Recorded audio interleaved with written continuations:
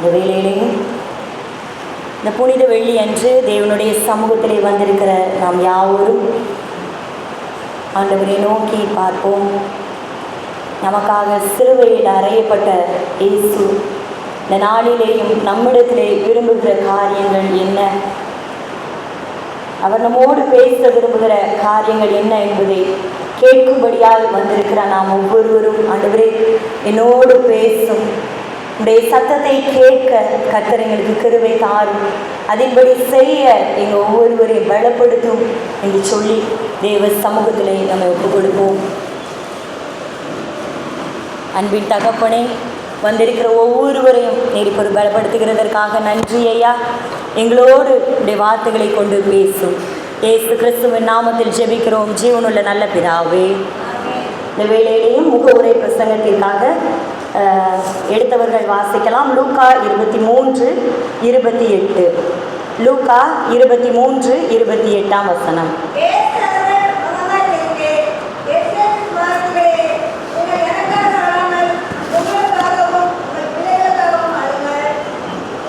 இயேசு அவர்கள் முகமாய் திரும்பி, நீங்கள் எனக்காக அழாமல் உங்களுக்காகவும் உங்கள் பிள்ளைகளுக்காகவும் அழுங்கள் என்றார் அப்படின்னு இந்த இடத்துல வேதம் சொல்லுகிறது.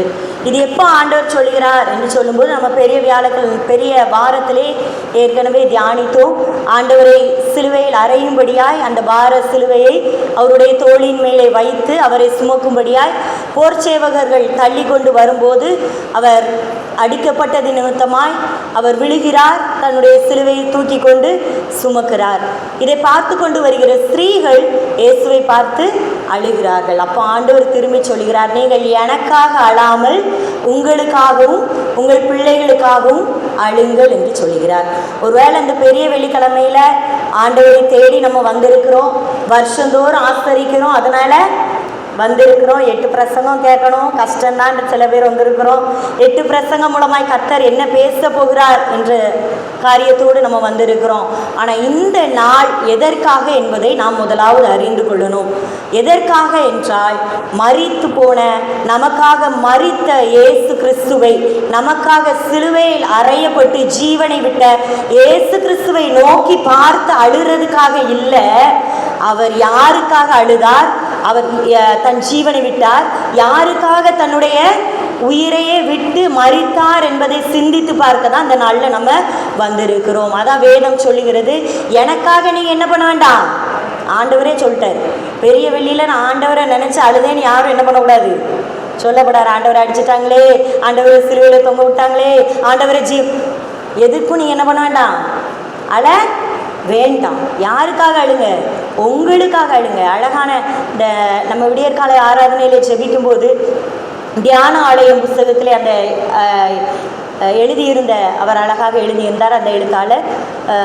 எதற்காக அழுங்கள் அப்படின்னா, உங்களுக்காக எதுக்காக அழணும், நம்ம என்ன நினைச்சு அழணுமா, ஏன் பாவத்தின் நிமித்தமா இயேசு மரித்தார், ஏன் பாவத்தின் நிமித்தமா இயேசு அடிக்கப்பட்டார், ஏன் பாவத்தின் நிமித்தமா இயேசு சிலுவையை சுமக்கிறார், என் பிள்ளை செய்கிற பாவத்தின் நிமித்தமா இயேசு சிலுவையை சுமக்கிறார், இன்னும் என் பிள்ளை ஆண்டவரை ஏற்றுக்கொள்ளாத அந்த காரியத்தின் நிமித்தமா இயேசு சிலுவையை சுமந்தார்.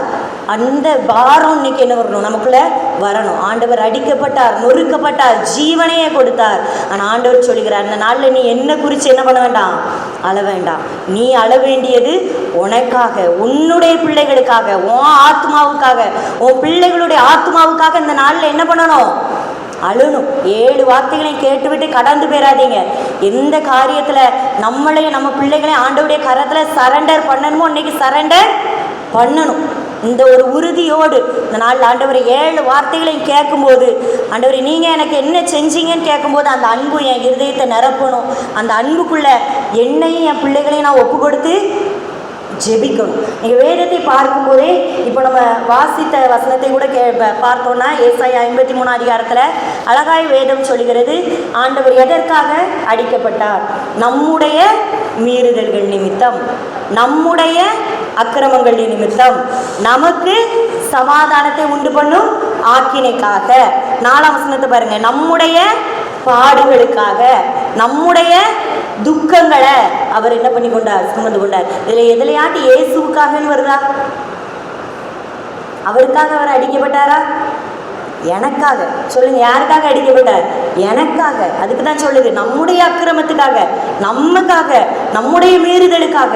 அது மட்டும் இல்லை, தீத்து 2ஆம் அதிகாரம் 14ஆம் வசனத்தை நீங்க பார்க்கும்போது அதுலேயும் பாருங்க, நம்மை சகல அக்கிரமங்களில் நின்றும் மீட்டு கொண்டு நம்மை சுத்திகரிக்கும்படி நமக்காக தம்மை தாமே ஒப்பு கொடுத்தார். ஒவ்வொரு வார்த்தையும் நமக்காக, நம்முடைய.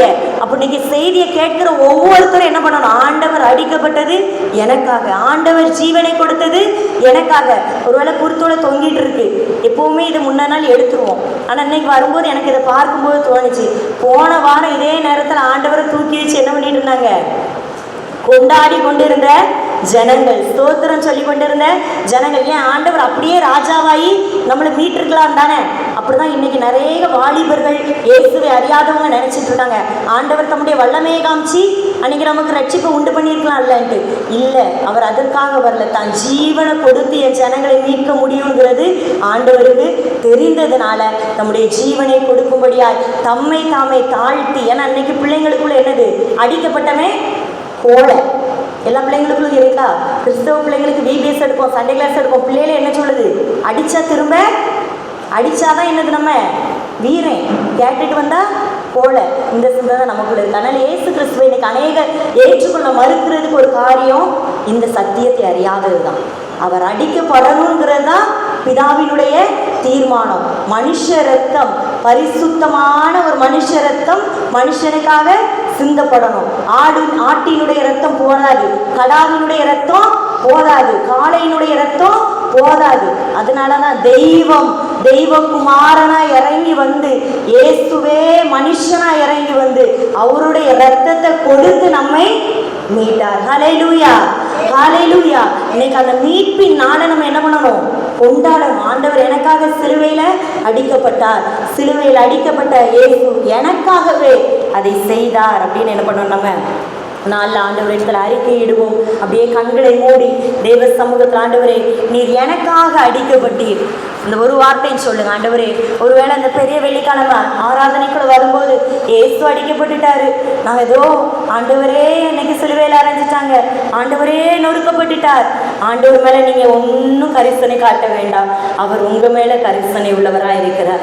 ஆண்டவரை பற்றி அறிவு சரியாய் நமக்கு வேண்டும். இன்னைக்கு ஆண்டவர் அதைத்தான் விரும்புகிறார். என் மகனை, நான் அடிக்கப்பட்டதுக்கு கவலைப்படலை, என் மகளை நான் ஜீவனை விட்டதுக்கு கவலைப்படலை.